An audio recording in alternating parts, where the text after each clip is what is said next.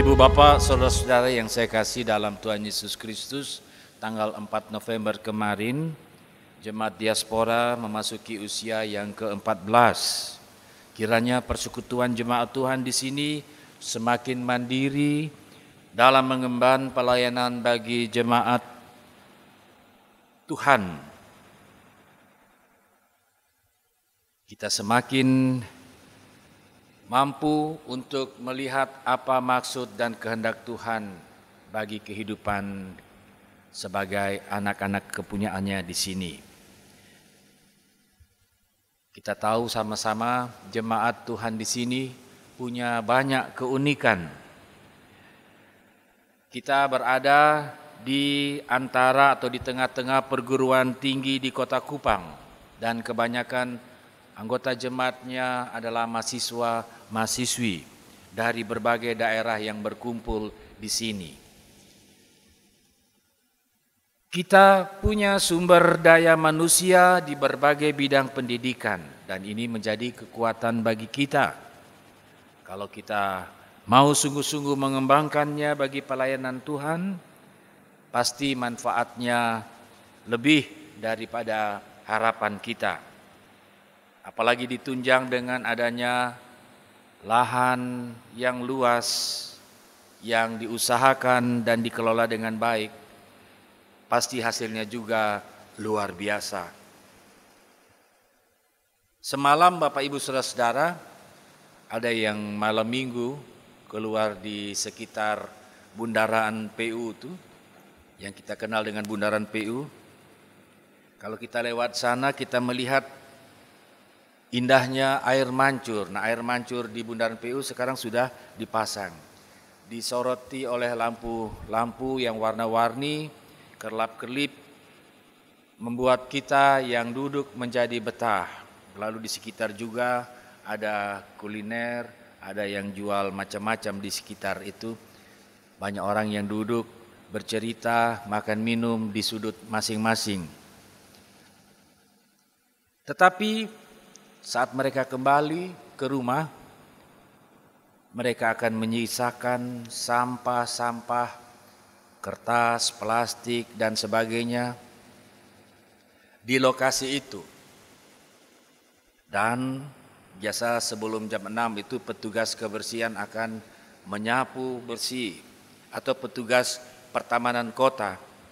Mereka melakukan tugas kewajiban mereka dengan baik. Yang saya mau katakan Bapak Ibu Saudara-saudara, ada sisi lain yang kita anggap biasa-biasa, tetapi punya pengaruh besar di dalam kehidupan kita.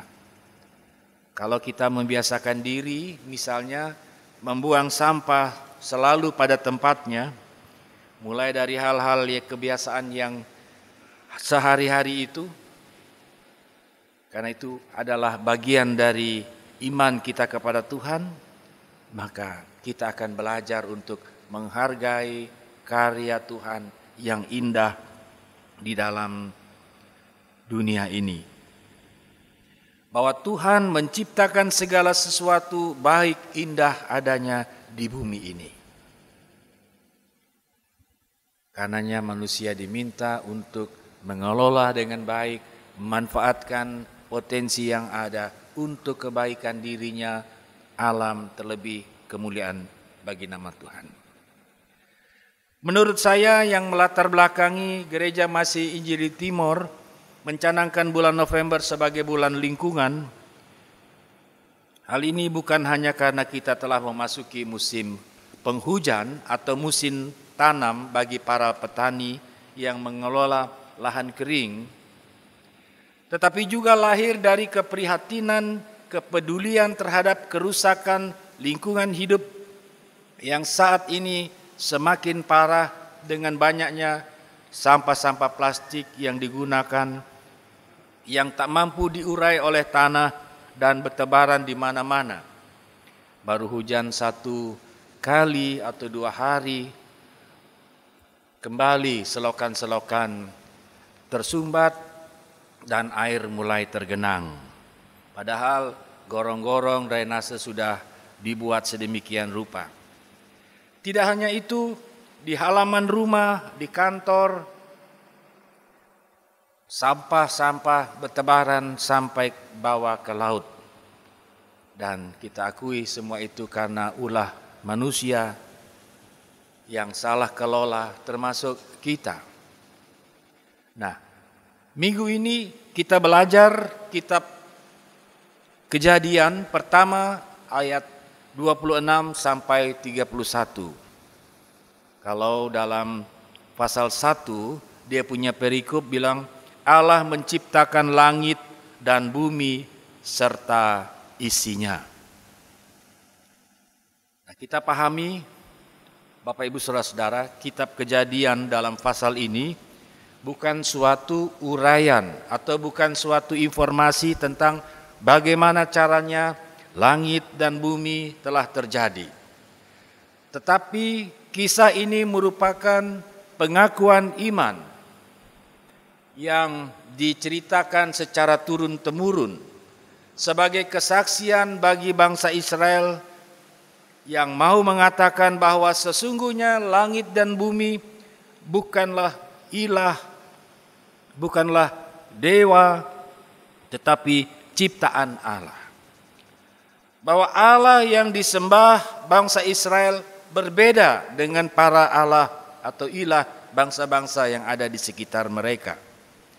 Dialah satu-satunya Allah, Dia menciptakan segala yang ada di bumi dan segala isinya. Matahari, bulan, bintang. Hanya Allah sebagai penciptanya dari yang tidak ada menjadi ada. Kalau kita ikuti, dikatakan, maka Ia berfirman, jadilah sesuai dengan firman-Nya. Allah menciptakan, memberi bentuk kepada apa yang belum berbentuk, dan juga Ia menertibkan apa yang tidak tertib, serta memberikan keindahan kepada apa yang masih acak. Nah, kekasih Tuhan, kesaksian iman bangsa Israel tentang penciptaan yang dilakukan oleh Allah sesungguhnya menggunakan irama dari bangsa Israel. Penulis kitab ini dengan sadar membingkai karya penciptaan Allah ke dalam sejarah bangsa Israel yang berlangsung dari waktu ke waktu. Dan pola hidup mereka, kalau kita lihat, 6 hari bekerja dan hari ke-7 adalah hari perhentian beristirahat. Mereka pegang dan jaga itu sebagaimana yang terjadi saat Allah menciptakan dunia ini pada mulanya. Pola ini dipakai oleh penulis di dalam mengisahkan penciptaan yang dilakukan oleh Allah. Jadi sekali lagi, cerita ini adalah akta iman. Kesaksian iman yang diceritakan secara turun-temurun generasi ke generasi. Jadi bukan uraian ilmiah untuk kita mencari tahu atau mencari pembenaran dengan memperbandingkan dengan ilmu pengetahuan alam modern. Nah, yang menarik Bapak Ibu Saudara-saudara dalam bacaan kita, dalam kesaksian iman bangsa Israel dikatakan ayat 27, manusia diciptakan menurut gambar Allah. Berbeda dengan hewan atau binatang yang diceritakan atau diciptakan pada hari yang sama. Binatang diciptakan menurut jenisnya, bukan menurut gambar Allah. Di situ bedanya. Dikisahkan manusia sebagai makhluk ciptaan yang mulia memiliki hubungan istimewa dengan Allah. Dikisahkan Allah menghembuskan nafas hidup ke dalam hidungnya. Demikian manusia menjadi makhluk hidup. Dengan sabar Allah menjadikan manusia itu sebagai gambar. Karena Allah mau memberi manusia tanggung jawab sebagai tugas yang harus diemban. Menguasai dan menaklukkan bumi. Bahwa manusia yang adalah gambar Allah itu adalah makhluk pemelihara alam, bukan perusak alam. Bahwa Allah memberi alam menjadi rumah tempat tinggal manusia. dan Ia mengizinkan manusia untuk makan dan minum dari semua yang ada di dalam alam. Tetapi manusia juga ditugaskan untuk memelihara, mengatur seluruh alam, semua ciptaan Allah.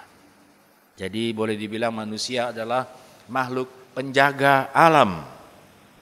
Binatang tidak mendapat tugas dari Allah untuk menjaga alam. Kalau kambing, sapi, domba itu makan rumput, tapi mereka tidak diberi tanggung jawab untuk menanam rumput. Sebab mereka bukan gambar Allah.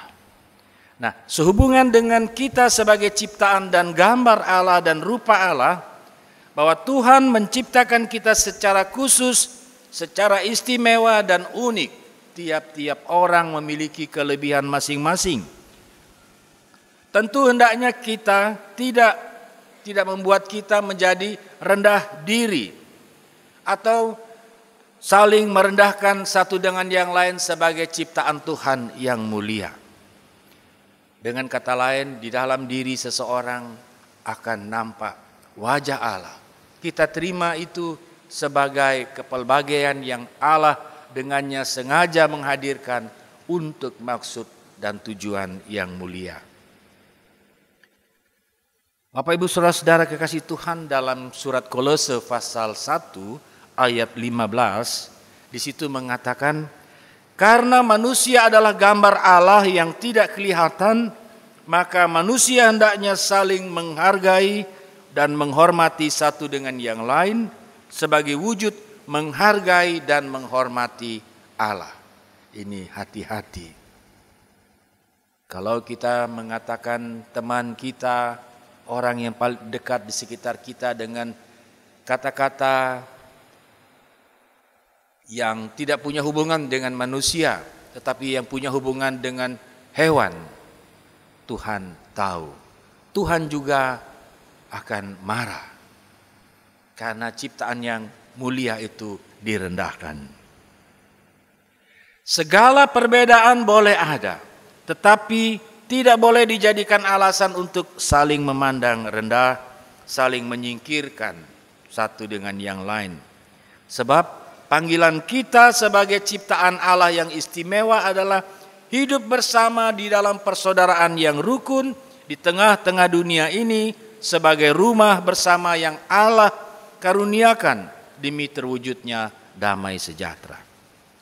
Yang kedua, Bapak Ibu Saudara-saudara, bumi rumah bersama kita, sebagaimana Allah menciptakan bumi dan isinya baik adanya, maka setiap kita yang adalah gambar Allah perlu dan wajib menjaga kebaikan ciptaan Allah dengan cara merawat, memelihara bumi yang kenyataannya dari waktu ke waktu semakin parah. Karena itu panggilan dalam dan tindakan untuk merawat, memelihara bumi sebagai rumah bersama sangat perlu untuk kita lakukan terus-menerus, sehingga bumi yang semakin rusak boleh bukan tambah rusak, tetapi terjadi pemulihan. Apa yang kita lakukan tersebut jelas merupakan perwujudan atau sesuatu yang kita ungkapkan sebagai tanggung jawab iman kepada Tuhan Sang Pencipta yang menugaskan kita untuk mengelola secara bertanggung jawab ciptaannya. Kalau itu yang kita lakukan, jelas akan menjadi hal yang baik bagi generasi, bagi anak-anak cucu kita ke depan. Mari kita mulai dari hal-hal yang sederhana di sekitar halaman rumah kita. Kita menjaga kebersihan, kita menanam berbagai jenis tanaman termasuk memelihara tanaman yang ada di halaman gereja ini. Mari kita sambut musim penghujan di tahun ini dengan bijaksana, termasuk juga mengumpulkan sampah pada tempatnya dan membuang sampah pada tempatnya, sehingga lingkungan kita tetap terjaga rapi, bersih, dan sehat. Sayangilah alam, maka ia juga akan menyayangi kita. Lakukanlah semua didasari atas tugas panggilan kita kepada Tuhan yang mempercayakan supaya bumi ini baik dan indah adanya. Amin.